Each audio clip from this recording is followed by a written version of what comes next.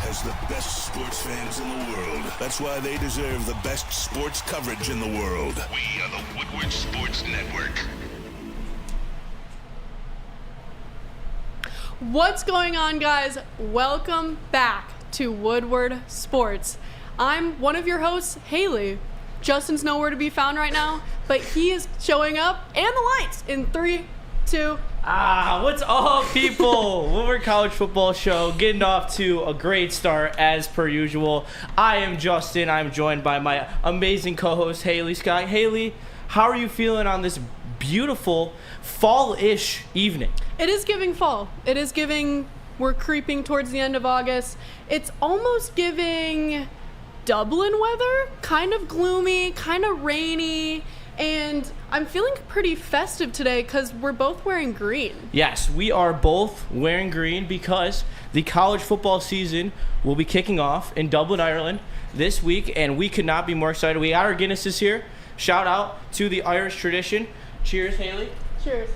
Hailey was actually in Ireland for her study abroad, so she has experience of what the Irish festivities will be like. Probably not for a football game because you were there for St. Patrick's Day, but they got to be festive. They got to be up because the college football season is here, and we are so excited. Boy, are they festive. Yeah, so I was there last year. I went there for St. Patrick's Day. Crazy ass weekend. Lots of Guinnesses were consumed. I wonder what the beer count would be at the game. I want to know if they have a beer count for the Guinness counter or something. That'd be an interesting stat. I wonder if they also do sell Guinnesses at the football game. Oh, they have to. Do you think they have to? They have to. They really should. If it's in Dublin. All right, but sorry, I didn't mean to cut you off. No worries. I mean, it was a great weekend that I spent there. Memory gets a little foggy towards the end of the night, but had a great time nonetheless. We'll definitely go back. Will you say that the festivities will be up to par for this game? Oh, absolutely. Especially with a big rivalry like Iowa State and Kansas State. Yes, these are two teams that met last year, but we will get into that momentarily because we have a lot to get to today. We got the Michigan sanctions that came out on Friday, a little bit of media news dump on a Friday. Oh, yeah. Trying to get below the headlines, but we're here for you, don't worry. Shout out to you guys, everyone in the chat. We appreciate you. Smash that like button. Wyans88, finally a good show. Well, we hope you like all the other programming network, but we appreciate the compliment. We really do. And then we got a bunch to talk about, Heisman candidates, narrative busters. We're going to give you all, but we got to introduce the last member of our crew. That is Simeon, Penn State believer, Penn State fan, James Franklin apologist. Wow. This is the man, the myth, the legend. If you all like Drew Aller, this is your guy. Simeon, how you feeling today? I'm feeling good. I have not backed off Penn State yet, so I think we're still going like that. We'll see how it goes, and I'm still feeling good though. We are. I can't believe I just said that. We are. That is one of the believe I just narratives said that that. we are going to ask if you think is going to be busted later in the show. So make sure you stay tapped into that. But let's start off. Hailey, take it away. Michigan sanctions, they dropped. Lots to talk about, lots to go into. But take it away. I am so excited to talk about these Michigan violations, maybe just because I love drama. But I did some pretty extensive research. You do love drama. This is right up your alley. Come on. I love drama. I mean, who doesn't? But no, you got to get the tea. So in all fairness. Let's get the tea. So if you guys don't already know, Michigan has been found to have been operating illegal off-campus scouting and sign stealing from 2021 to 2023. This was operated under a former staff member by the name of Connor Stallions. His alias is KGB. Very interesting. Some additional violations include destroying of evidence, a cultural disregard for NCAA compliance under former head coach Jim Harbaugh. So with these violations, the NCAA has imposed institutional and individual penalties to Michigan football. So I really just quickly want to break down these institutional penalties and kind of give you guys a feel of what Michigan football is facing at hand. So really quickly, number one is a 4-year slap on the wrist, if you ask me. 4-year probation for Michigan football program. Also like Justin cheeseburgers. said. Shout out John F. Lord. Shout out. But yeah, it's basically like they're on the watch list for 4 years. If they perform any more violations, then there's going to be a bigger penalty, but what's really going to happen. Number 2, financial sanctions, of course. So the first one is a $50,000 fine. What's that going to do? A minnow in the ocean. Yeah, like with such a big program like Michigan sitting on so much money, $50,000 is not even an ounce of anything that they're going to look at. A 10% of football budget, this could be 10 plus million, depending on how much they spend annually. Postseason revenue loss for 2025 to 2026. This basically means that any money that they were to earn in a bowl game or a playoff game, they cannot take in. And that also applies to if your conference makes the college football playoff, that money goes to the entire conference, not directly to a team, so you will lose out on that split. If there's 5 teams that make the Big Ten or make the playoff this year out of the Big Ten, you will not be a benefactor of all that money that they're going to consume. Exactly. The final thing with the fines is a 10% of football scholarship costs. So that basically means you have to equate 10% of what you would pay players in scholarships, and you have to pay the NCAA, basically. So essentially, to me, I personally believe that this is nothing very severe in terms of Michigan. I do see the $20 million, that sucks, but when you're worth billion with a B amount of money, it's not necessarily the biggest loss. You are going to lose out on some of the spending possibly in the NIL. I mean, $20 million is 2 Bryce Underwoods essentially. So that is going to hurt in some case, but I do think at the end of the day, it's nothing for Michigan. Today they got number 1 running back in the 2026 class. I don't think it's going to affect their recruiting. I don't think that this is really going to do anything to affect Michigan football moving forward. I think that they have stabilized after the coaching changes and all of this coming to light and Harbaugh leaving for the NFL and all that stuff. But I do think that at the end of the day, they did cheat to win. But if you're sending a message to the rest of the NCAA that it only costs $20 million to cheat and win a national title, I question the president of the power the NCAA has to watch over this great sport, as I believe it is ruined every single day. Long story short, money is power. But tell me what you think about the 25% reduction in official recruiting visits. This means that there has to be less high school recruits that can come and visit your facility, come see what your college has to offer, which I would say is definitely a disadvantage compared to other schools who can allow all these. It is, but when you're recruits. Michigan, I mean, that's only going to affect you against the Alabamas, the Georgias, and yeah, that gap sucks to be able to give that ground to them in that regard, but at the end of the day, you're Michigan. You're going to be able to recruit. You're going to be able to pay. You've already proven that. You paid Bryce Underwood, $10 million. So I don't think that they're going to lose out in any recruiting, NIL. I think that they're a powerhouse that's being built off the back of blood. And it sucks that they have to now take this image, because I know all the Michigan fans want to be, we are the best. We are clean. We aren't cheaters. But, you stoop down to the SEC's level, but you won. And that needs, like me personally, I was there. And no sanction, no punishment will ever take away the experience I had with my dad in Houston watching that team win a national championship. On top of that, they found out about the Connor Stallion stuff 7 weeks before the season was over. So Michigan still had to go 7-0 without the sign stealing, while still playing top-of-the-line football. They beat every opponent handedly on the way to that national championship. It wasn't about the signs, it was about the players, and that Michigan team was very, very good.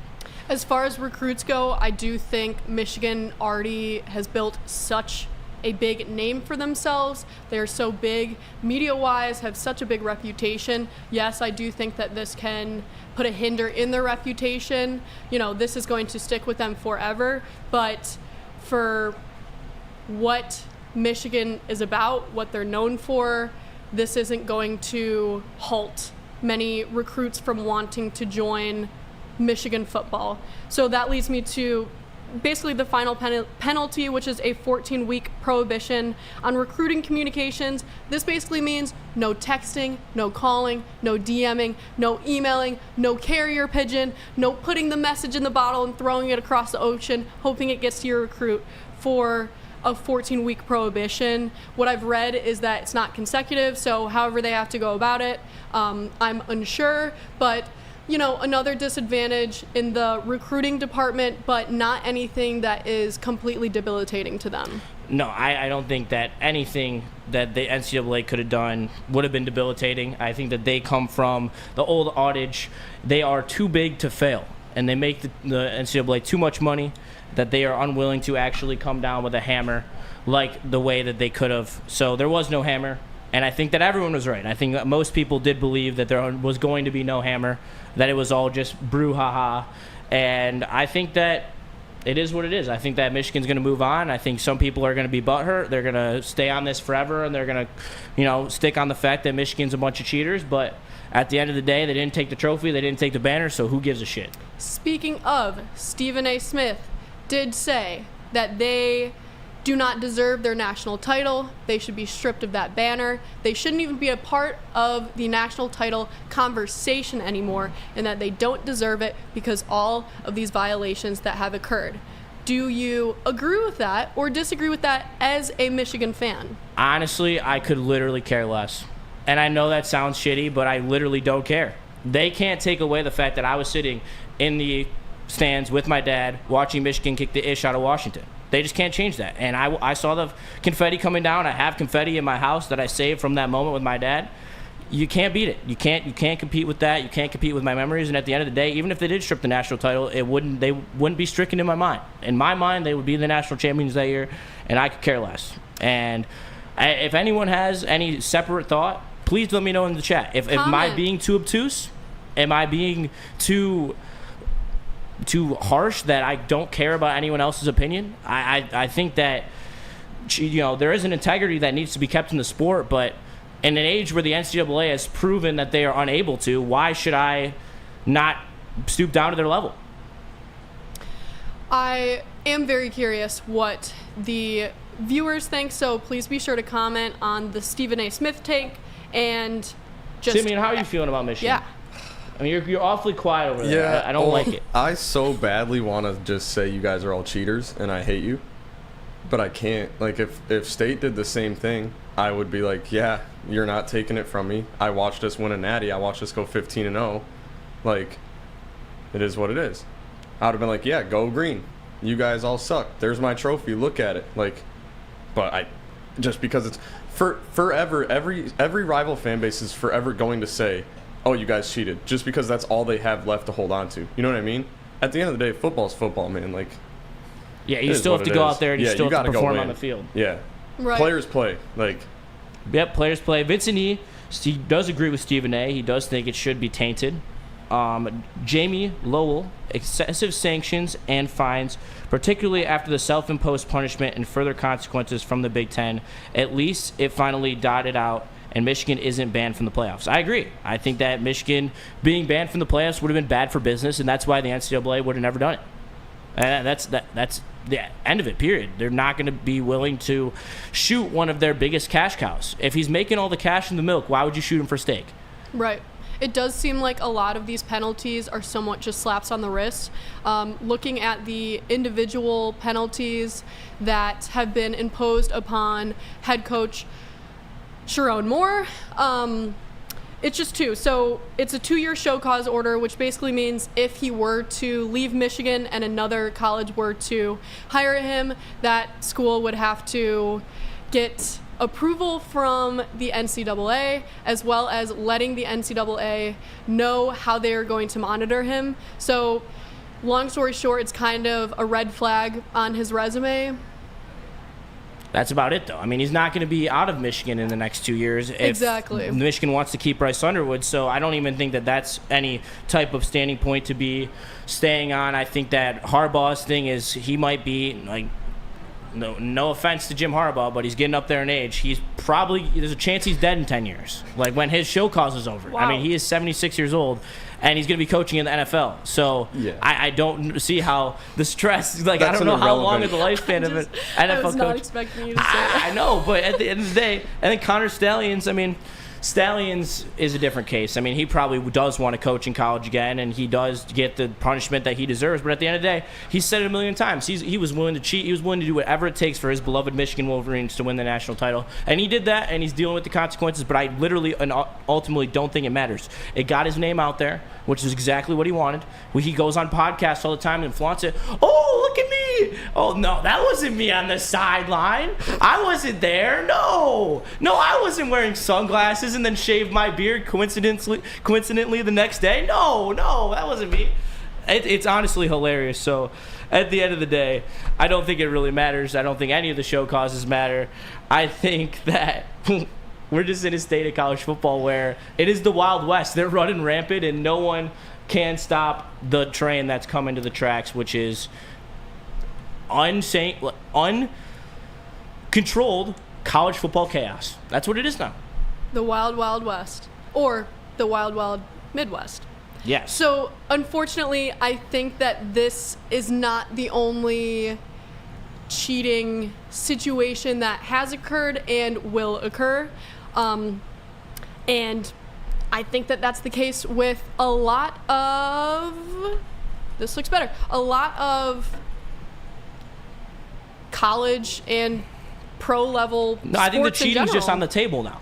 And that's where we're at. The cheating's just out there. Like, teams are just going to openly steal signs. And, I mean, the teams that are truly willing to win national championship after national championship will be willing to do this. Because, as they just saw, you don't get punished in any way.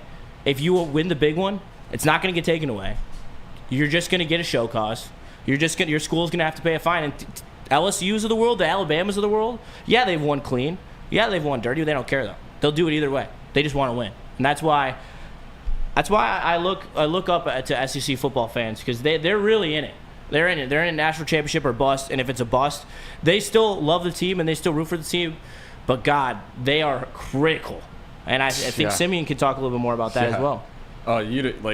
You don't want to throw an incomplete pass if you're an SEC quarterback. Like, you're a dead man walking if you do that. I mean, they were talking about cutting Shane different. Beamer's throat last year when he went 2-4 or 2-5 to open this, or not. They didn't lose that many games. 2-2 to open the season, and everyone was worried. And then they went and they ripped off like an 8-1 stretch. Yeah, and they lost on a last-second field goal to ranked LSU, last-second field goal to Alabama. Like, and people wanted his head. Yeah, but Beamer needs to go. Like, it's different, man. They don't apologize for it either. There. They don't apologize for it. They're proud of it. And we'll get to that in a little bit, because we're going to talk about what you're most excited about for your college football season, the niche things, those niche things that really grab you. One of the things is we're going to ask Simeon, because Simeon has the knowledge. He goes to Mizzou. He's a Michigan State fan, so he knows both campuses. We're going to ask some North versus South questions. We're going to figure out what is the premier tailgate style. But before we do that, though, we have the Guinnesses in hand. We are here. Luck of the Irish, as they say. Are you Irish at all? No, I'm not. My dad does enjoy a nice Guinness, I will say. So shout out to my dad. He's at the Tigers game right now. He's gonna watch later. He watches every episode, so shout out to him. Shout out. This is actually my third Guinness of my life. Oh, I thought you meant today. I was like, oh, wow. No. I wish. I wish. But no, this is only the third Guinness I've ever had in my life. And I'm not going to say I like it, but I'm getting there. I know it's an acquired taste. I know my dad really wants me to drink them, so shout out to him. And make sure you smash that like button for my dad, because he likes Guinness, and you should like Guinness, I guess. I don't know. What do you think about Guinness? What does it taste like? And we and Haley have been struggling to try to pin a taste on it. Like what is the taste?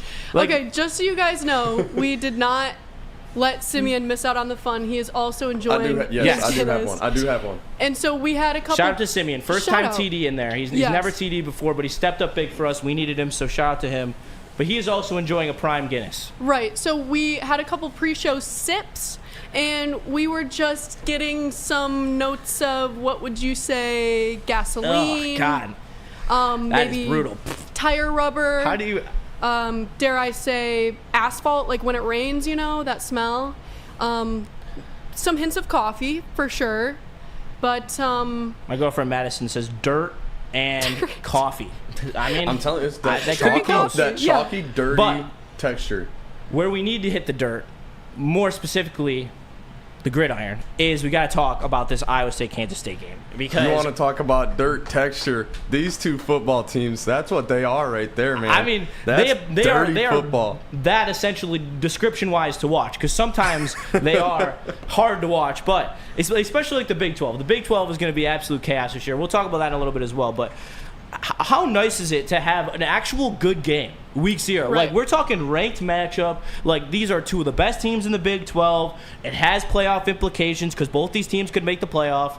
Hailey, how excited are you week 0? Let's just start with that. I'm just happy that these two teams are playing against each other first. Like you said, it's pretty evenly matched up teams with a pretty good rivalry between each other. So this just not only makes people want to watch to start off the season, but I'm really interested to just see what the turnout is, because not only that, but like pretty evenly ranked quarterbacks as well. So I'm excited for this one. This is a great way to start off the college football season. Yeah, I'm so excited, and we'll be doing a Lions pregame show as the game kicks off, and I will be in 50% focus mode. I will be literally side-eyeing the TV. I'll probably be sitting right here in this seat, and I will be looking like this. So if I'm not looking at the camera, just know I am absolutely watching the ish out of this Iowa State-Kansas State game, because I will also be throwing a fat chunk of change on it, because I think that this game is very mistaken by the college football fan base. I think that everyone is very high on Kansas State. I know you are too. I am. But I think that y'all are falling into a pleasant little trap, as Vegas has the line set at -3 for Kansas State, and I'm telling you right now, I will be taking Iowa State with the +3 points all day. It will be a lovely ride. I will be sitting there enjoying a nice coast, because I can tell you what, they're definitely not losing by 3, and they're probably going to win the game, and here's why. Okay, last year these two teams played very similar rosters. Yes, Iowa State did lose some players, and Hailey's going to bring that up. But at the end of the day, when you're looking at these quarterbacks, Rocco Becht is a very prolific passer. He's very good in terms of getting the ball in the right spot, getting the ball to those playmakers. They brought in a nice receiver from ECU. They got a nice tandem of running backs. Good offensive line play, better than Kansas State. And Avery Johnson, on the other hand, I just think he's fake good. He's their quarterback. He's got that long hair, great smile. You know, he's a real media darling. You know what I'm saying? He's got that nice chin. He is white. But at the end of the day, I mean, hey, people say that's what's a good quarterbacking is these days. But I think that he is just fake good. He has a ton of turnovers in big fake spots. Good. Some might say he struggles. Go ahead. Fud. I mean, some may say that. I mean, that's how they start phrases. He is a turnover machines in big spots. He struggles to hit 55% completion percentage. When you're a college quarterback and you're struggling to hit a little bit over 50% completion percentage, that's where I get off the highway. I just don't think he's a big game performer. I think Iowa State is coached by a better coach. I think Campbell is a better coach. So I do really like Iowa State in this game. I will be throwing this is my first bet of the year. I think we will be keeping track of my betting record all year. I was 75% last year. We're trying to start off on a good note. Last year, we won with Georgia Tech over Florida State, first bet of the year. What a call by the kid. Come on. Simeon's laughing over there. Oh, that was awesome. Now we're trying to hit back-to-back Dublin plays. We got Iowa State. Hailey's going to try to convince you into Kansas State because she believes in Avery Johnson. I think it's because of the hair. I mean, the hair is similar. I can't lie. He's got the long, curly hair. Yours is better. All right, I'll give it way better. Way better. But the curliness of it is similar. And maybe the fact that, you know, he had some highs and lows last season. You know, he's a great runner. They need to definitely improve on their turnovers, but overall they have a decent returning offensive line and a pretty powerful defensive line. They have their top 5 out of 6 defensive guys are returning. So not only do I think Avery Johnson is a good quarterback, yes, you know, he had his moments. And I think that this is definitely his make or break season in terms of progression, but the proof is in the pudding Vegas. that he has better supporting offensive and defensive men around him as opposed to Rocco Brecht. You are right, though. I will give you credit. I do prefer I am right. Kansas State's running backs. I do think that they have a great core of receivers, but I think the line play will favor Iowa State. And if you got the quarterback and you got the line play, I'm on Iowa State. She's on Kansas State. So. And who do you guys have? Yeah. We need to know. But they are letting you know how good you are doing. Marcy, Marcy 570, really enjoying your podcast, especially Hailey Scott. She's a rising star, not only beautiful, but a great speaker, real fun and super knowledgeable. Also, the flourishing female, wonderful podcast. Awesome job, Hailey. So shout out to the women showing out for Hailey. That is so nice. She needs it. She appreciates it so much. That's so nice. Thank you so much, Marcy. So Thank you. What do you think is going to be the key for Kansas State to get this victory? They need to run the ball effectively, and No their doubt. defense needs to win the battles in the trenches. And that's the team who is going to come out with a win. Point blank, period. And see, I like those points because those are going to be the keys to winning on either side, whether it's Iowa State or Kansas State. And that's where I think I got you because I like Iowa State's O-line and D-line better. But we'll have to wait and see. Do you want this to count on your official record? Started off week 0. You got to plant the flag. Are you starting your record off this early? This is not a betting record, by the way. This is just her picks record. We're going to record both. We keep receipts on this show. Hell yeah. Hell yeah. There we go. There we go. She's locked in. Confidence. Come on. All right, game on. Confidence. We're going. First week of the season. We're cheersing the Guinnesses to that. Cheersing to our week 0 face-off. You couldn't see it, but we just could hit a nice cheers as we will be kicking it off. Dublin, Ireland. I suck at it. I really wish I could do accents for you guys. I think it would step up my game as a broadcaster so much, but I just suck at them. I wish I could do accents. And that's something that you can totally work on, as well as calling the game between Iowa State and Kansas State. Well, we'll have to see what way that falls, but we do have some other things that are speaking the fall direction. Do tell. And that is, what are your favorite niche items that you like to do during football season? Hailey has some questions that she's going to ask. Make sure you drop yours in the chat. We want to hear from you. Woodward Sports YouTube chat, make sure you smash that like button. But Hailey, take it away. Oh, yes. So this brings us into our question segment, where I ask questions and we all have the ability to answer them. So let's get right into it. Question 1. What's one niche thing you're looking forward to this college football season? You just said that.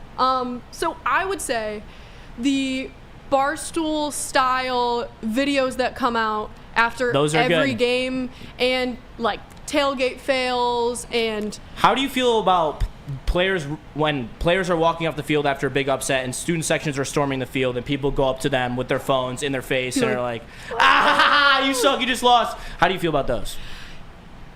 From a viewing perspective, I think it's hilarious. If I was there in person, even just as a spectator, I wouldn't be able to watch. I just can't do it because, you really feel for those players who played their heart out and didn't come out on top, and then you have these freaking little 19-year-old little frat twerps. kids. Little twerps. Little twerps. You want to go terps? Yeah. I think that is a great answer. I think that those are always fun. I think there's a creator out there that stands in opposing fan gear and chirps teams as he's going into the stadium. I think those are the essence of what makes college football fun. Very true. I really do. I think that it's going to be a fun season. I love that. That's a great poll. I think for me, I am so excited to wake up and just start marathoning the couch. I mean, I won't be able to do it a lot because I do play hockey and we do have some of these broadcasts we're going to do throughout the season. Shout out. But man, do I love sitting on the couch, drinking, smoking, chilling, watching football. Ain't nothing better. We're not going to cover the game on here because I don't want to feel like too big of a degenerate. But that Stanford-Hawaii game at midnight, I'm locked in. He has not stopped talking about this game. No, guys. I literally will be watching that game. I'll be up till 3 or 4 in the morning watching that stupid-ass game. I'll be betting on it for no reason. I probably am going to end up taking Hawaii because you got to bet on Hawaii. I mean, that's just the rule. Like, Simeon, Yes, you it know is. the rule. Yeah. If you are watching a 12 a.m. game with Hawaii in it, you have to bet on Hawaii. You can't root against Hawaii. And, Just like, can't. You know what? Tough matchup this year. Got to play an ACC team. Got to play Stanford. But they're favorites. I don't know how. I don't know why. They just are. But that's what the Rainbow Warriors. You got to take them. But yeah, I think just the overall binge watch that is about to be consumed by me during this college football season is absolutely it. I'm jealous because I can't do that as much this year because Missouri has 8 home games scheduled. Nice job. I'm going to go like off the board and say the revamped game day shows, Big Noon and College Game Day. I just want to see like what happens with no league, like post League Corso. Fox brought in Dave Portnoy. I just kind of want to see how that's going to flow because that could go really good. Or I feel like it could go also really bad, and I'm kind of interested to see which way that goes. I think that's a good point. And I'd love to see how Big Noon Kickoff falls into this whole equation as well. Them losing such an icon like Lee Corso, but I can't lie, I love Lee Corso, but he's been on the decline for the last couple of years.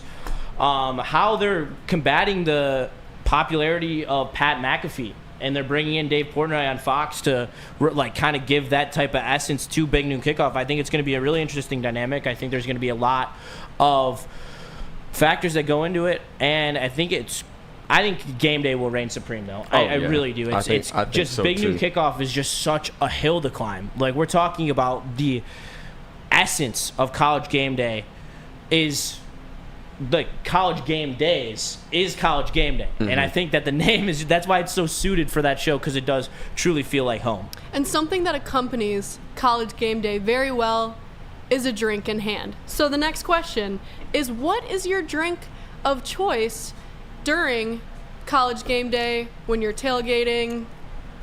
I think it You go depends. ahead. I think it really depends, okay? It does. First of all, we got a game changer this year. The Buzzin' drinks that Loom has, shout out, not even a plug, because I literally just genuinely love them. I went up north this weekend, and I literally pounded like 15 over the whole weekend. Like, literally so good. It was one of those weekends. I could Almost had us there. easily partake in those all day long and have the best day possible watching college football. So those are going to be on the. I also like a nice bourbon, nice Woodford Reserve to be specific. Do you? So Okay. I will indulge in some bourbon. Usually it will be around the time I get a text from Neil Rule, and then I feel like, oh, got to catch up on my game. I can't be lacking. I know he's got a bourbon in hand. Of course. And I got to go with just a classic, like, beer. I like Kona Big Waves is my drink of choice, but you can't sleep on the cider. You got to go with some ciders. You got to get in the fall spirit. So I just gave you a wide array, but those are the beverage of choice for me. Beer Mosa from Olivia Milo, who also says, hi, Haley. You're getting a lot of love from the women audience. So Hello. shout out to you guys for stopping on by. Shout out Beer Mosa. What an underrated That's a good drink. pull. I've never had a Beer Mosa. I had one for the first time last What weekend. beer do they put in it? Is it like just like Coors or Miller, or is it like Corona or something? It might be a Roni. Roni? Might be a Roni. I've had the orange juice-filled Coronas. Those are good. So I'm assuming that's very good. I might have to try that next time around. Also, the viewers should be trying those Sun Cruisers. Yes. Oh, that's another one. I actually literally love Sun Cruisers. I've been drinking them all summer on my boat. So I didn't even need them to sign up as a I was gonna sponsor say, before I drank them. shout I've been out to drinking Sun them all Cruisers summer. for real. Being Simeon, sponsored. Yeah. Drink of choice. Let me be boring. You didn't give yours either, did you? Yeah, you Yeah, got I'll it. go after you. All right. Okay, let me be boring. There I am. I found myself. Yay. Don't say White Claw or some shit, Simeon. No, come on. Coors Light. I'm gonna be boring and say Coors Light. I know it's lame, but it doesn't get better than that. And you can have a million of them. It's the perfect game day drink. That's why. All right. Solid choice, but at the same time, you also have to work on game days. I know. So, Problematic. Can I say my Friday night drink? yeah, what's your Do it. Friday? There Yeah, we give go. us your Friday night drink when you're not working. Oh, it's Simeon still works Coors for Light. Mizzou's athletic Still department, Coors by the Light, way. but vodka Red Bulls too. What'd you say? Vodka Red Bulls too. Vodka. Then that'll get Jesus Christ. that'll Vodka Red Bull in small amounts. and small amount. There's no small amounts with that drink. I don't know why, Push me through a but Saturday though. at one point my go-to was a vodka. No, You're gonna hit something tequila crazy. Red Bull. Oh, jeez. Oh my god, dude. Haley's a real partier. Oh That was my back in the god, day. No, that's that's dead. crazy. That's dead. Back in the day? How far back in the day? I mean, you are pretty young. Good. All right. So, I mean, in the young I've matured. in the young points of the drinking I forget career. that when I did that, I still mouthed it, so you can hear that I said 2 years. Okay, my drink of choice. So, I just graduated college in May. I went to UNC Charlotte in North Carolina. Are you about to pull out some like an absolute bagger? Like just No, something no, from no, like no. just like But I say that to preface that I feel like I've matured, you know, from a former college student's drinking style to a young girl who is stepping into the young woman. who's stepping into the adult world. I feel like I needed to kind of upgrade my drinking style. More of a sophisticated. Sophisticated. I know. I like to say it like that because I'm gonna start using that. A more of a sophisticated drinking style. So what was once Busch Light is now a Busch Light. Modelo. Modelo. All right. Love a Modelo. So Love you're a Modelo. beer girly. Well, I'm going through the list. Oh, you're going through the list. All right. What was once a morning tailgate mimosa is still a mimosa. Still a mimosa. Still a Okay. mimosa, you know? Okay. We're getting somewhere. And then I texted my college friend group chat that I'm still great friends with, and I said, guys, I can't remember what we would drink during game days. Like, why is it going over my head? And all of them said a concoction in a cup, which means bringing back memories. juices, vodkas, rums, whatever you're feeling on that day. A jungle juice per se. Yeah, did you guys do, or do you guys do boards? Oh, dude, we do Borgs all the time. Come on. I'm getting, like, nauseous, honestly. Like, You don't, dude. I Thinking rip about the it. Borg once every year for St. Patrick's Day, and I end up being the only friend that is remotely sober because all my friends get sloppy because they can't Do you handle do the their gallon, alcohol. though? Oh yeah, I usually. There's but no way that- I'm good at pacing myself. I'll drink it over a 6-hour span and I won't get too fucked up. All my friends will drink it in a 2-hour span and then they'll go and fall asleep and I'll just be chilling. yeah. Okay. Interesting. So, For the Super Bowl, basically- though, one time I did drink an entire Borg in the length of the Super Bowl, and I literally was blacked out. It was so bad. And that's Mad's something... calling me on my shit. She's saying Justin loves a good Borg. Come on. I mean, I do. I do like a good Borg. Maybe we'll have to do... Dude. No. Borg stream for Michigan, Oklahoma. Come on. Hey, That that's could be gonna elite. Listen, Guys, help. Guys, smash that like button. 50 likes, and I will convince Haley into doing Borg on Oklahoma, Michigan. Here's the thing. I've only been working here for two Doesn't matter. and a half months. This isn't the right time span Nope, for me it to is. consume. Yep, it is. Peer pressure. Come on, chat. Help me out. Come on, get the Borg like counter up. We need it. We absolutely need it. We'll come back to Come that. on. The next question Chat. is... Let us know. You want to see Haley drinking a Borg while we cover Michigan, Oklahoma in 2 weeks. That's exactly what you want to see. I know it. You know what? If it was upon me, I would never say no. There you go. That's all I'm saying. She will do it for the likes. Do I want to do it? No. But she will do it for the likes. So make sure you smash the like button. Anyways, next question. If you... I love these questions. These questions are fun. I'm getting so excited. I mean, Look who I'm made them up. literally, I'm sitting over here and I am sweating at how excited I am for this weekend. I can't wait for Saturday. I am literally, oh my God. I can't I just wait. now realized it's Saturday, but like that just hit. Like, Oh, I'm going to gosh, wake I'm so up excited. Yep. Saturday morning. I'm going to, Christmas Day, basically. oh my God. I'm literally going to have to, like, I don't even know how I'm going to calm myself down. I don't even know how I'm going to talk about the Lions. Like, I'm be sitting here during the Lions pregame show. I'm just going to want to be talking about the college football game. Like, I literally, like, no offense to the preseason, but fuck Lions preseason. It Whoa. means nothing. I would rather watch college football not all wrong. day, every day. I'd even, no, I would not rather watch all college football over the Lions. The Lions are pretty No, fucking yeah, it's awesome. just the fact that it's preseason. Yes. Haley, you can board? Question. Oh no, that was not a question. It was a statement. So, Haley, they want you to board, Haley. They really do. Yes, I can board, guys. It's just I'm just trying to be responsible. Anyways, next question: if you could tailgate with any fan base outside of your own, I love this question. Who would it be? And sorry, Big Ten fans, I bid you adieu. Because to me, the party's in the SEC, and I would love to go down there. I actually might be going down there this year for week Columbia, Missouri. 6, I believe. I might go to Alabama, South Carolina, or Georgia. And I think I'm most excited to go to LSU, though. I really have heard the best things about LSU. The party, the atmosphere, how nice the people are. If you're rooting for LSU, got to put that in there. I'd really love to go to Tiger Stadium. Would I like to go this year? No, because I don't like Garrett Nussmeier. I don't think he's good, and I don't think LSU's that good. But I do think LSU would be the fan base I would choose. I think that they'd be rowdy. I think it'd be fun, and that would definitely be my choice. Simeon, you are the Mizzou soon-to-be alum. Is there a team that you wish that you could party with and root for their team with the asterisk that it wouldn't take away from your Mizzou fandom? I was gonna say the exact same thing as you. LSU would be the answer. No. Just because of the party. To be different, I'll say Ole Miss. That looks like one of the best times to tailgate on a Saturday. But LSU seems like the king of everything. Party, college football, tailgate, that feels like the epicenter of everything in college football to me. So I'll say LSU. Ole Miss to be different than Justin. Great answer, because unfortunately I had the same answer. Ole Miss was my second place. I would love to go to the SIP. Wait, did you say Ole Miss? Yeah. Oh.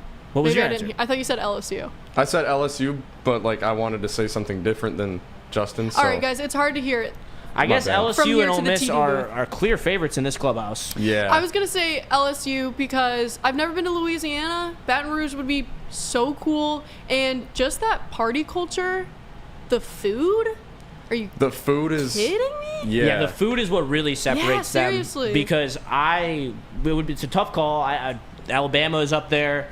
I think that Ole Miss is up there as well, but I've seen, game day, they pull out, the whole barbecue shebang now, Yeah. which is so sick. Shout out to that. That honestly inspired this whole Guinness theme that we have for this show today. But, man, that barbecue. And then I've also heard great stories of how nice those fans are, how accepting they are. So it would be a treat to go down there. Have you guys ever been to Louisiana? No. I have not, no. One of the few places in the United States I have not been. Wow. Well, I guess we got to make a trip. Next question. This is our final question. So, Northern versus Southern football culture, which would you favor, or just tell your take on the two? For me, it's hard because I've never been to the South, but I envy the South. I can't lie. I really do like their football culture. I love how they celebrate their teams, how passionate they are, how even when their team is bad, they still show up, they still show out, they still care about the team winning games. I think that there's a true live or die with each of these schools in the SEC. So I do envy Southern culture, but what I don't like about Southern football culture is the way that they dress. I prefer the Northern football style way more. I don't necessarily understand the looking all nice to go to a football game. I'm just trying to wear a hoodie, wear some team merch, go to the game. I can't imagine being in Southern heat in a polo. That would piss me off. And so outside of the food, the environment, the clothing pisses me off. I would pick the South though. Yeah, you're right. And it's not close. It's not even close. It means at all. more down there. It's not even It close. really does. I've been to countless games at Spartan Stadium that felt like they couldn't matter to anyone on the field or in the crowd. In my 3 years so far at Mizzou, I've been to one game that has felt that way. And it was Thanksgiving break, New Mexico State, when Diego Pavia was there. I've never seen anything like it in my entire life. K-State, I've been to K-State games, feels different. It's not even close. I've been to Spartan Stadium and felt like I could fall asleep during a game before. You will never get that feeling in the South, ever. South by far, not close. So, like I said, I went to UNC Charlotte. That's American Conference. Their football team just wasn't good. It just wasn't good. It's a completely different dynamic with tailgating and school spirit and stuff like that when your football team isn't good. But that doesn't take away from the fact that I have a pretty good insight on Southern sporting culture and tailgating culture as a whole. You're right about the way that they dress, of course.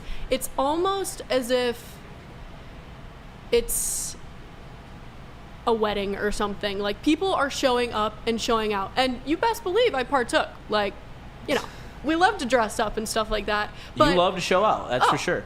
For sure. And that's, just so you guys know, that's every day for me. Like, we're going to show up and show out. But as far as the drinking culture, I still wholeheartedly believe that the Northerners can handle their alcohol and take it down. Like, I don't know, I'm pretty sure everyone knows this, but in Wisconsin, the only thing to do there is drink. Like, it gets cold, you drink. Michigan, when it starts getting cold, you drink. And I feel like the atmosphere is just so much more fun because you're not in 95-degree weather with humidity. Oh my, guys, the hair, like, I'm okay with this size of hair, but think about that times, yeah, that southern 50. heat, it's just not going to work.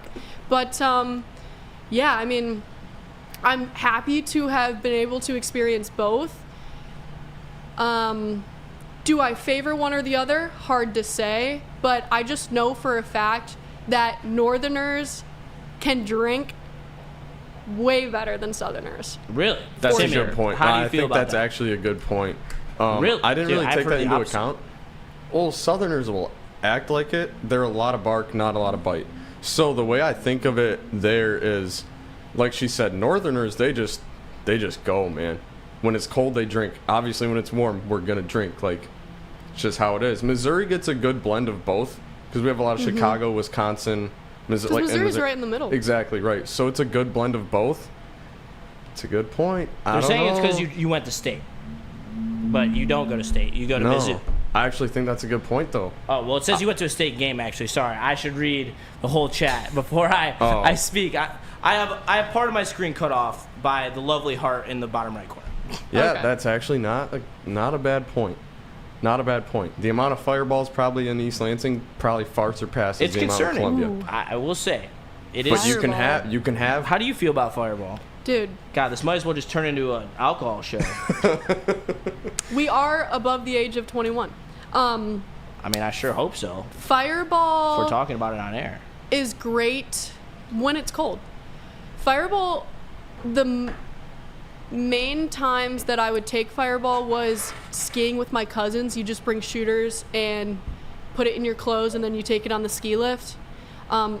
Dude, I've missed Michigan so much. I've been in North Carolina for the past 4 years, so it's honestly so happy to bring up these Michigan native memories and stuff like that, and it's just making me excited for it to get cold, and it's made me realize how much I just love the culture and now the tailgating culture as well. But yeah, no, I'm down with Fireball. I like it. It makes you feel nice and warm inside.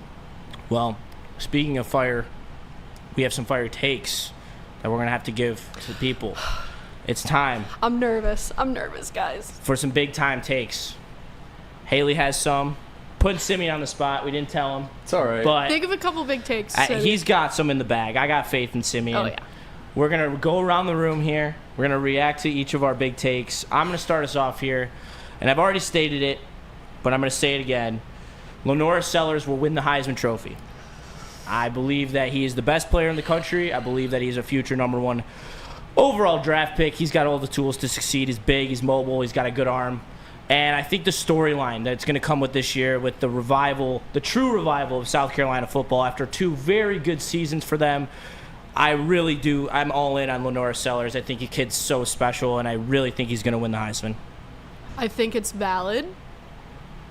Everyone does love a good storyline.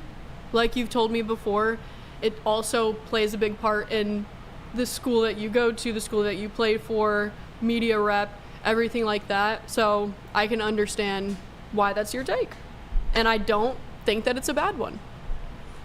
Jimmy, how do you feel about Norris Sellers? Yeah, I agree completely. Like, going back to last week, when we put his picture on the screen, I literally, yep, there's your Heisman winner. Like, that's the guy. Like, yeah, I can't agree more. Ball's going to be in his hands so much. Validation takes from me. All right, sweet. Hailey, kick her off. Come on. Throw us that heat.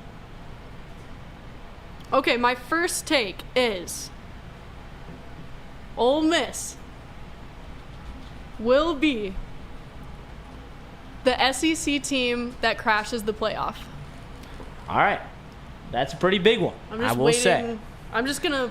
Let's see what Chat thinks. Chat, let us know what you think about Ole Miss making the playoff. For me, it's a lot of NFL talent that they got to replace. And I want to see it before I believe it. I also want to see it to believe it with Lane Kiffin. Lane Kiffin also struggles. But there's one thing I do believe in for sure, and that's their quarterback, Austin Simmons. I think he specially showed you last year against Georgia. Came in, 2 drives, 2 touchdowns. I mean, you can't get much more impressive than that. I really like the kid. I think that they could do it. I question with them how tough their schedule is. But I do like it. Yeah, but now they have 8 home games. They do have 8 home games. They have the Michigan schedule. So it's a more manageable schedule. Yep. Lane Kiffin has a loaded defense. They got Jackson Dart. Don't have Jackson Dart. Oh. He went to the draft. They have Austin Simmons. He went to the draft. That's on me. So maybe that was a big reason why I thought that. But you were still high. Like, even when we talked about him last week, you were still high on him. I don't hate it. I just don't know if I can see enough wins for them to get to where they need to go. I don't know if they can get to 10 wins because Lane Kiffin is way too good at losing to Kentucky.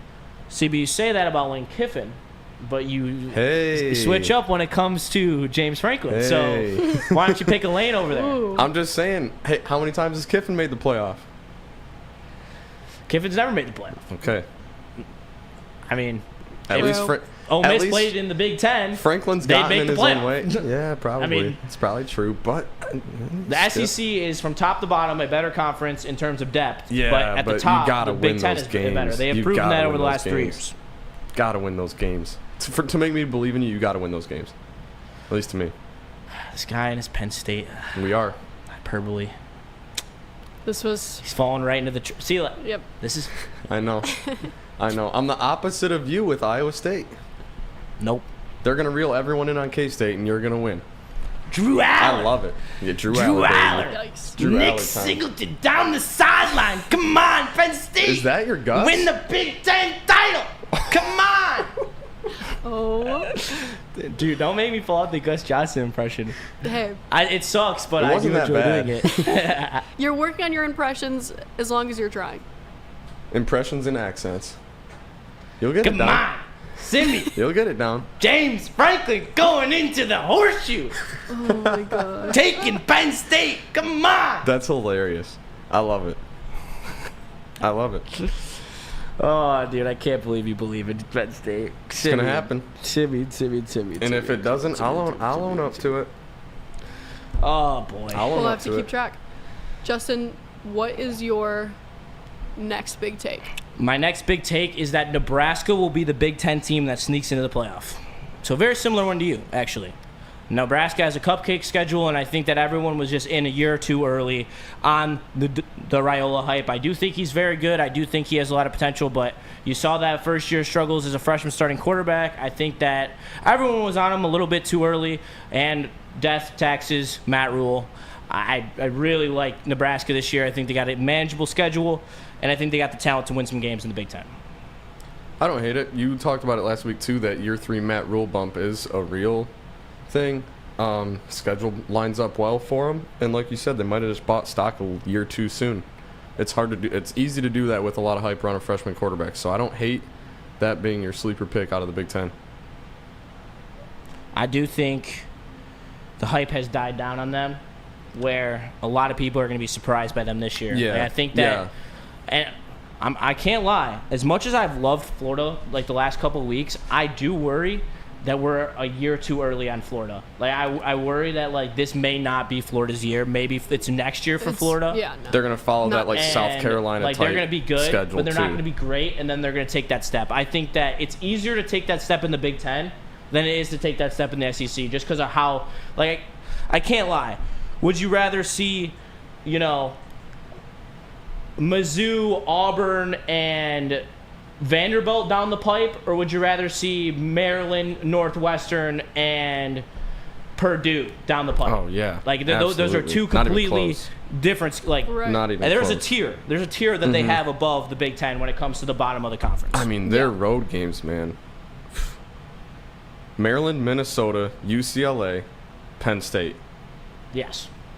You can go That's three. easy. You can go 3-1. They're gonna Easy. cakewalk their way to the point. easily. Yeah. Yeah, it lines up. I actually really like that a lot. You want one? You want one from me? Yes. Oh, yeah. I do want one from you. USC wins 9 games. What did he? I can't hear you. USC wins 9 games. Nope. Nope. I'm picking the exact wrong teams to have faith in. I feel Yeah, like. you are. I And hate all your takes. It's gonna crash and burn. But It's they're big definitely gonna takes for a crash and reason. burn. They are big takes for a reason. Penn but State's got to hold through for me. I feel like that's the one that really holds a lot of weight. If USC goes like 7-5, then I guess it is what it is. But I think they can do it. The I schedule think they isn't can friendly. get to 9 wins. I will agree with you. I wish I could be bolder and say playoff or 10 wins, but I just can't. The schedule is a little bit too difficult for The that. schedule is tough. The schedule is tough, and I do like Jordan Mailata. I think he's a playmaker. They got 2 really good receivers to surround him. I still question the line play. I still question whether or not Lincoln Riley can figure out his defense. And at the end of the day, I just don't think they're going to get it done.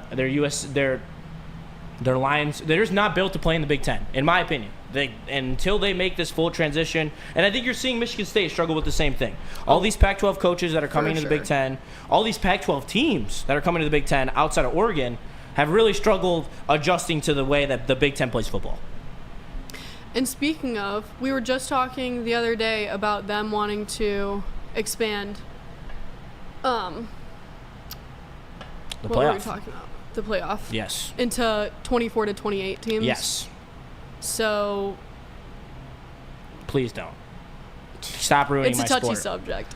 Stop ruining my sport. We're not in favor. Please. All right. Now that Haley brought that up, It diminishes the competitive it completely aspect diminishes the regular season. It absolutely does. It diminishes. The rivalries already don't matter. You saw it last year, and I hate to admit it because, you know who said it. But the Michigan-Ohio State game in the atmosphere of football did not matter. It mattered to Michigan fans. It shouldn't have mattered to Ohio State fans. It does, though, that they It lost. always will. But at the end of the day, they are the national champions. They won. They are on that pedestal. They're there. They are. And there's nothing that anyone can do about that. And that's where it sucks because the Michigan-Ohio State game will mean even less because now we're going to expand and teams can go 8-4, find their way into the playoffs. My biggest issue with this whole thing is there's not 24 teams that can win a national championship in a given season. That is my issue. And I question if there's even 8 teams that can win the national championship in a given year, let alone 12, which we already have. I mean, you saw it last year. I mean, the way that Penn State was just able to walk right through the playoff. Here, I'll show you my Penn State impression, all right? Doop-a-doo, just walking around. Oh, Boise State, see ya. SMU, a team from Texas coming up to the north. See you later. I mean, it's literally a joke. Like, I can't stand it. I don't see how it's good for the sport because, yeah, maybe it does make other teams more competitive, but at the end of the day, the best players are still going to go to the schools with the best teams and the best rosters who could actually win a national championship. And let me ask you this, Simeon. You think Mizzou, even with an expanded playoff, which they probably would make about every other year, will they ever truly compete to win a national title? Probably not. No. Will Michigan Probably State not. ever compete to win a national championship? They're way further than No. Missouri is. Will Iowa, will all these teams no. that are just in the middle of college football be able to make that jump into being a contender? No. In my opinion, no. And they're going to do it. Just be prepared. They're going to do it. They're going to expand. It's going to suck. They want the money. It's going to create more money. It's going to create more games. It's going to push the amount of games that these teams play from, 13 with a bowl game to 14, 15, and it's just going to keep expanding, and then it also takes away from the G5 or the G4. The G4 will never be relevant again. Once you go to this 20, this 24, this 20, this 28, they'll never be relevant again. They will not be. Like you said, there's not 24 teams that can win the national championship. There's like 6. It makes the whole game less competitive, and it almost just diminishes the authenticity of what college football is. And unfortunately, I think trends like this are going to continue to happen because baseline, it's about money. What are you laughing at? It is about money. Easy says to make sure you put your cam on you, Simeon. You sound like Hailey's conscious in the back of her head when you're talking. I kept trying to hit it. I had my mouse on like the other tab. It kept messing it up. I was like, "Oh, that's cloud. I love that." Yeah, bad mess up. That's on me. Did you see this in the chat? Do you want this from me? Steve O'Baby said Oregon was the #1 seed and they lost to Ohio State last year. Justin, and that's an issue. That was Ohio State though. It's not like it was the 13 ranked team. That's Ohio freaking State. Like, I get it, but also there's a reason we have 8 more teams in the playoff. Ohio State was one of the 8 best teams. That happens. Like, the one seed's not going to win it every single year. But there still weren't 8 teams that could win the national title. They were ranked 7th on that poll for the playoff, and they were not the. I told you from the jump last year. If you listen to Big D Energy with Neil, I told you Ohio State's going to win the Natty. Right when the playoffs started, they won the Natty. That team was way better than what they were ranked, and they got screwed out of the Big Ten title game because they lost to Michigan, which at the end of the day, that sucks for them. But they still managed to go out and win the national title. Last year, if you would have asked me, gun to your head, Justin, rank all these teams top to bottom, I could tell you and tell me which teams could possibly win a national title. I would have told you there was 3 or 4 teams that could have won the Natty last year. Notre Dame, Texas, Georgia, Ohio State, and Oregon. So I guess 5. Yeah. But it's just this modern college football. It really blows, and it's just going to keep expanding. It's going to go to the FCS model. They have 32 teams, right? The FCS has 32 teams in their playoff. Yeah. That's the next step and then they're going to have to figure out some system, whether it's the relegation system to bring teams up from the G4 and down from the P5 or P4. That might be the way they go. I really don't see an answer other than them continuing to expand the playoff.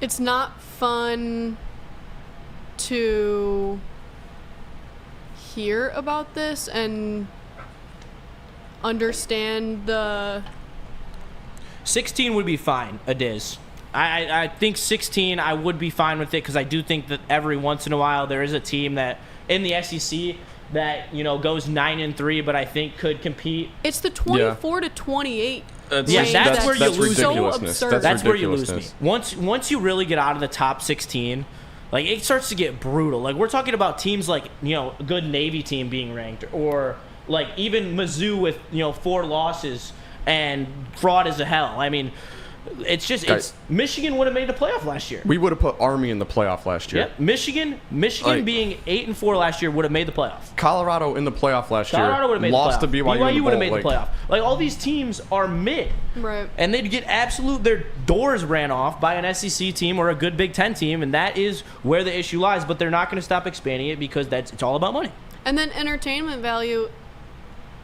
Personally, it'll go down. I don't care to watch that. I mean, I will still watch. Did anyone want Syracuse, Texas last year? I will watch every piece of college football that they served me, but at some point, it's gotta, Well, I guess now I have to.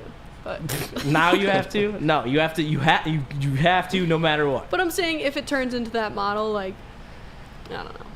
No, it's gonna be annoying. It's gonna bother some people. It's definitely gonna bother me. But at the end of the day, it's more football, and the matchups where they aren't blowouts, like the middle teams, like I guess like the 12-16 matchup, I guess. Like those matchups will be really good.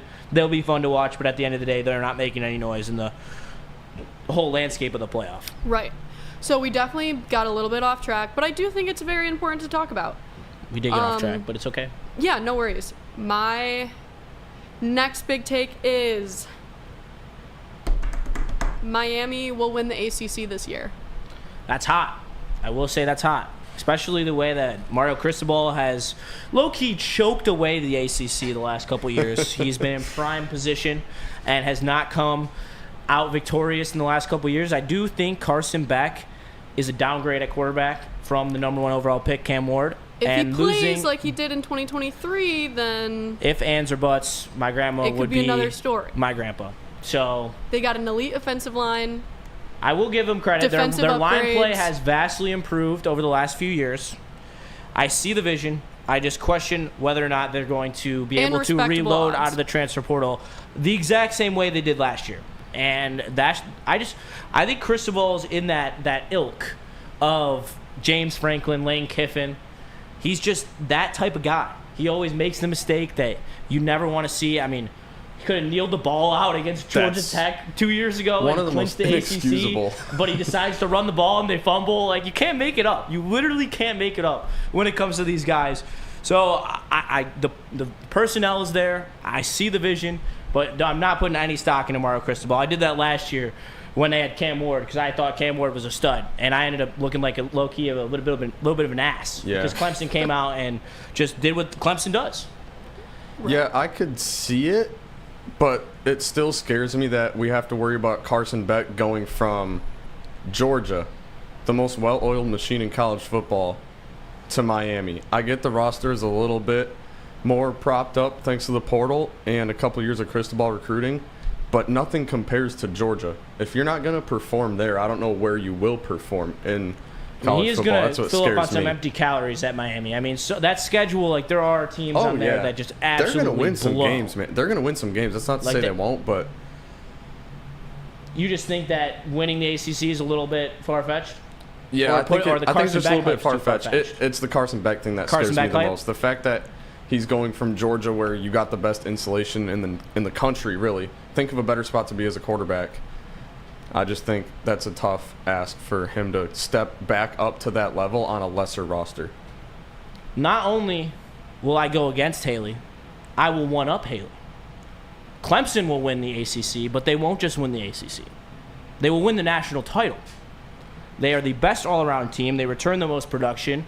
Dabo Swinney finally got off his high horse with the transfer portal and actually used it for once in his life. He's got NFL caliber wide receivers, great D-line, great O-line. They got a returning quarterback with the most experience. I just think it's a recipe for success. They remind me a lot of Michigan in 2023. They're going to have an elite defense. They're going to have a quarterback who is not going to be J.J. McCarthy, but will be asked to do stuff that's very similar, be a game manager. He did have 32 touchdowns last year. So but I do think Clemson's the best team in the country. Maybe I'm tired. Maybe I'm tired of seeing Clemson win. Yeah, Same old Clemson Tigers. I'm there with you. Maybe I'm tired. Running down the hill of Death Maybe Valley. I don't want them to win their 23rd freaking title. Well, I mean, hopefully that happens for your sake, but maybe it's a big take of me to be in It is favor a of big Miami, take. but Big Miami Hailey, come on, throw him to you, baby. maybe come I just on. want to change, you know? Big Miami Hailey. Throw him the big hat. Big hat Miami Hailey. Come on. No, I do see the vision with Miami. I mean, Miami has got the talent. They've got the personnel. I just think Mario Cristobal is a boob. Yeah, he turns into a loser. There's no doubt he turns into a complete loser. When the lights get bright, he is an absolute loser. I would say that's a bold take, but Clemson's minus 110 to win the conference. They do it every single year like it's their job. No, they're plus to win the ACC. Yeah. On Caesars, I'm looking at minus 110, but maybe. All right, I guess it moved. That's because they know I'm right. I mean, there you go. I say things and things happen, okay? My bad. They were plus 140 when I looked earlier this morning, but, you know, my mouth opens and people act, so it just went down. Live. So they heard you say it and switched the odds. I echo through the college football realms, apparently. So, but, hey, it is, I believe, plus over 800 on them winning the Natty, and I do firmly believe that they're going to win the Natty. You got plus 900 on for now. Clemson to I mean, win that it can all. always change. I'm not one of those people that likes to just stick to their guns with their preseason takes. Some of these will definitely be wrong, Yeah, and we'll I will have to see as revert during the season. Season goes on. All right, let's do our last take.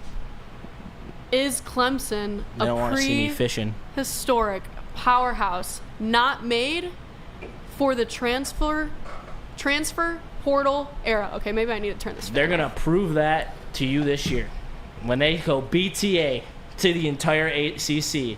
Yeah, that face is the face of horror that the ACC teams are going to be feeling this year. When Clemson comes down the track and they win the Natty and they roll through the ACC, they are so back. Dabo Swinney is so back on his proverb 3 through 4-ish. He is so back. He is so back. The Christian gospel maker himself, Dabo Swinney, is back. Bold take by Justin, taking the 3 best teams in the Big 12 to win the Big 12. Well, not all the takes got to be bold, okay? Jeremiah Smith, plus 400 to lead the Big 10 in receiving yards. Free money. Make sure you tap in. Go ahead. I want to say yes, but they're going to walk through the ACC like you said. They're just literally going to stroll through every week that has, it's 35-7 going into the fourth written all over it. Do they win a playoff game?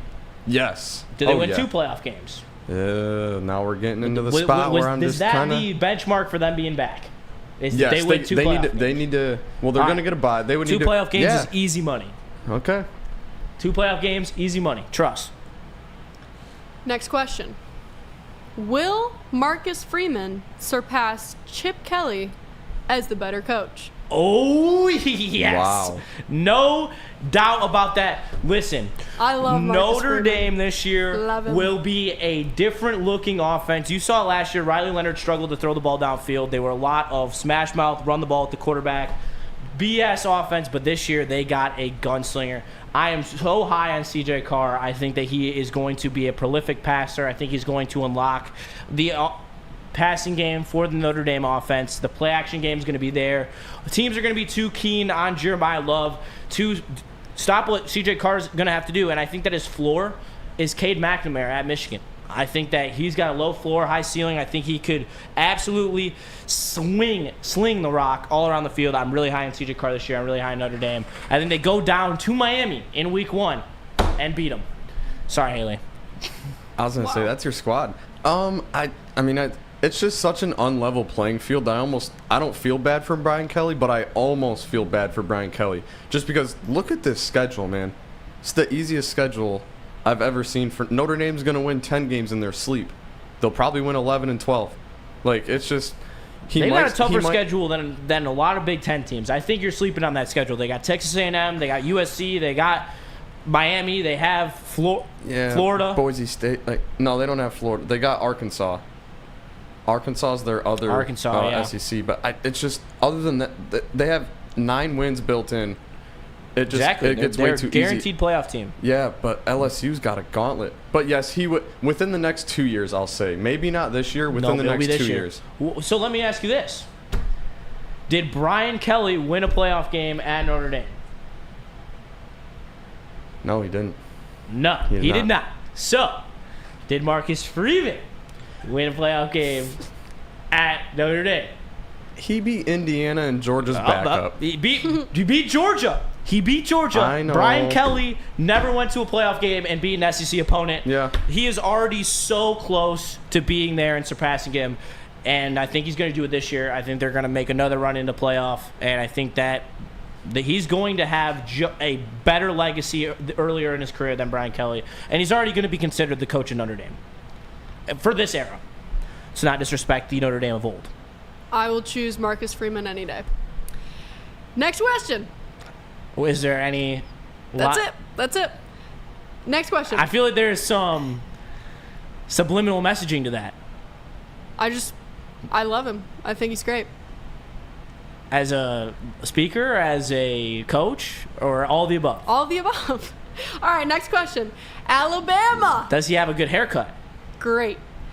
Will they be back? Going for. I knew you liked that haircut. He's got a clean haircut, and hey, I can respect it. I mean, as a bearded man myself, the goatee plus the fade, the fresh fade. He's got a fresh fade. Got to give him his due. His barber hits him up clean. Think he's great at what he does. He is great at what he does. Okay. Better than Brian Kelly. Are we ready? Yeah, I'll stop bitching about Brian Kelly. Sorry. Alabama. You got to keep me in check over here. Trying my best. Have another sip of that Guinness and then. There we go. We're dialed. Alabama will be back. So back. They are going to be so back. I heard the rumblings. People have said that Kalen DeBoer can't get it done. He's not meant to coach SEC football. You know what? Screw all that noise. For real. Alabama has one thing that they have struggled for the last couple years, and that is great offensive line play and a historic defense, and they're going to have it this year. Their defense is going to be nuts. Oh my, we're going to see the Alabama of old when it comes to their defense this year. They're going to be so special. They're going to be so good. I really think that they're going to be one of the best teams in the SEC. They're going to be in the SEC title game. They're going to give any team a run for their money. They got great skill position players, great defense.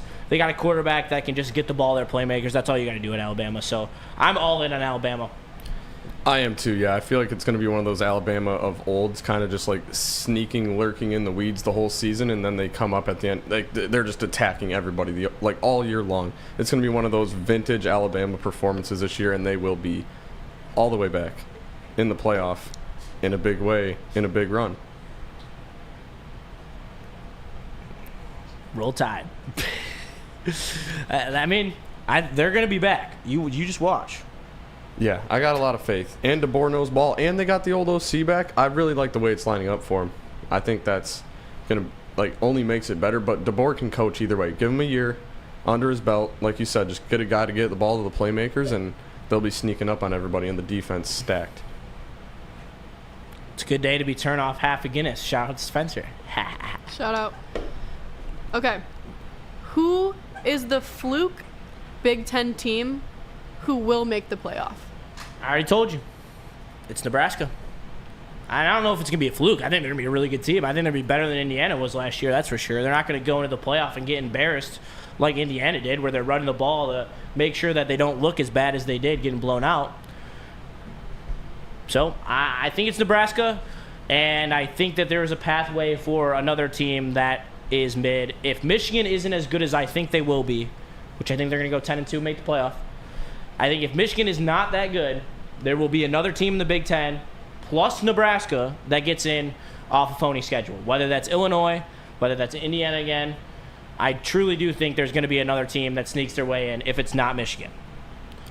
Yeah, I really wish USC had a lighter schedule because I'm going to keep saying it. I think USC is really good. The schedule just limits me from saying they can take that big step and make the playoff. But I'll say USC just for the hell of it. Give me the Trojans. Lincoln Riley's back. I'm gonna drink the Kool-Aid. I'm gonna buy stock in USC. That'll be my sleeper team to make the playoff in the Big Ten. Just no. Can't happen. Absolutely not. Take it away. I mean, I'm not giving any time to his BS about USC or Penn State. Yeah, I will Trojans. because it's fun. It's fun making fun of Penn State. It's Jaden Mayava season. Come on, James Franklin. I'm saving it. Okay. The Big 12 will be filled with chaos, but only one team will still make the play. Well, do we still want to do that? It will be chaos. It will be absolute chaos, and only one team will make the play. I think last year they got lucky with that Alabama game. They lost to Oklahoma on a bit of an upset. I don't see that happening this year. They also had the luck of Clemson winning the ACC championship game, and then SMU still got in. I just don't think that falls their way like that again. I think there's going to be a plethora of teams that are going to be 10-2 and 9-3. I think there's going to be multiple. I think they're all going to beat each other up because no team is premier in this conference. But at the end of the day, I think that it will be chaos and only one team will make the playoff. I don't know if it just winds up being one, but I do know who my one is, and that's still going to be Utah. I think in Iowa State, maybe Baylor, like you said, K-State if they hang around. I think Iowa State could still play their way into it, but they've got the easiest path to one team, that's for sure. If there was a conference that only gets one snuck in, it will be the Big 12. And for our final question, What does success look like for James Franklin? Resident Penn State aficionado, super fan, James Franklin, die hard. Simeon. Yeah. Take it away. National championship.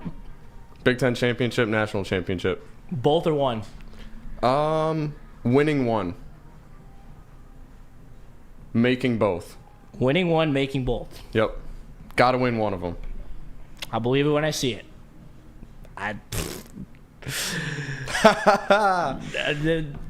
Boise State down the barrel. Come on, Penn State. There's no way they get blessed with such a cakewalk through the playoff like they did this year. Never know. Spencer says Rock Chalk Jayhawk. I mean, they have a chance. Watch it. If Jalen Daniels stays healthy, they got a shot. I mean, I know they lost Devin Neal, but Jalen Daniels, when he's on the field, is a stud. Spencer said he'd end it if Penn State wins. I think I would too. I think we would have to have a roast of Penn State stream where we just shit on Penn State for hours on end if they win it. Look, I wouldn't be happy.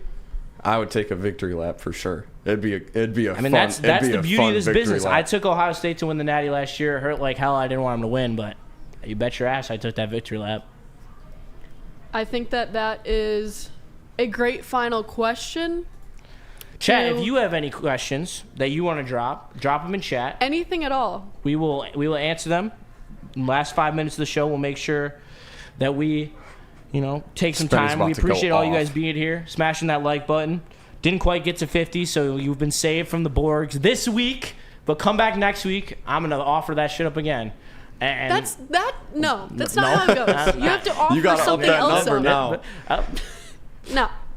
She's dodging the Borgs. Good no, try. we're not going to let her dodge the Borgs. If you guys don't want her to dodge the Borgs, we won't let her dodge the Borgs. So it's up to you guys. We can still definitely do a fun... We'll have to do Sun Cruiser countdown or something. We'll just get a bunch of Sun Cruisers and see how many we can freaking barrel down. And we'll keep a counter on the stream. That could be pretty good. Are such a boy.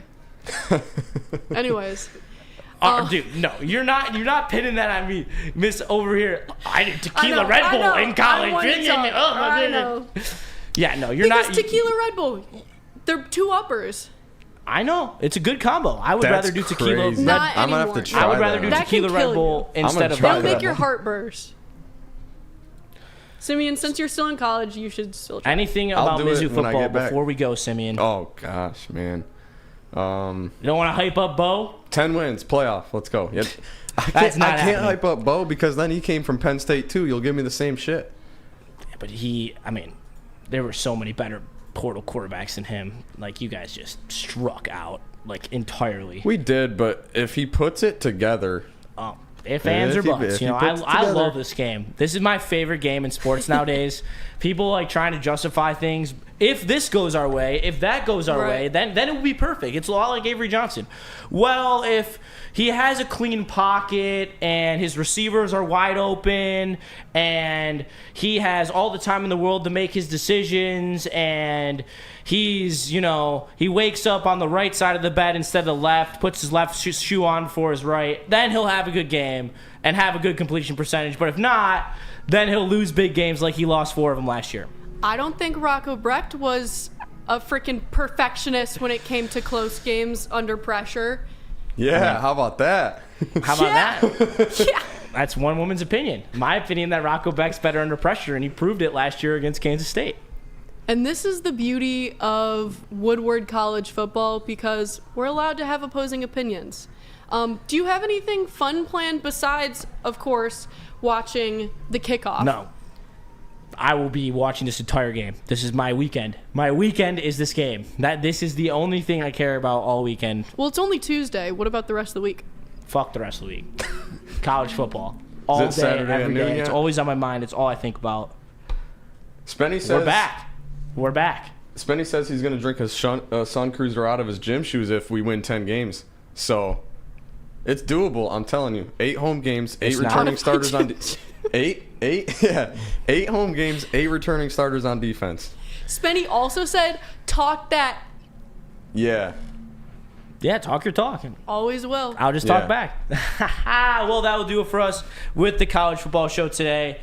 Thank you. Oh, it's Spencer's birthday this weekend. Well, shout out to Spencer. What? Yeah. No way. When are we having a party, man? Happy birthday, Spenny, let's Spenny. celebrate. Yeah, we got to celebrate. He's going up north with his family this weekend.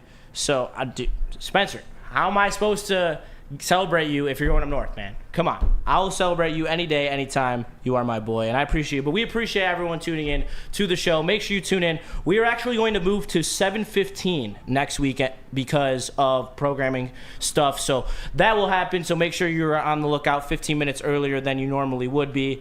From Justin, from Haley, and from Simeon, we will catch you in the next one. We appreciate you tapping in to the College Football Show. Have a great rest of your evening. Peace. Woo!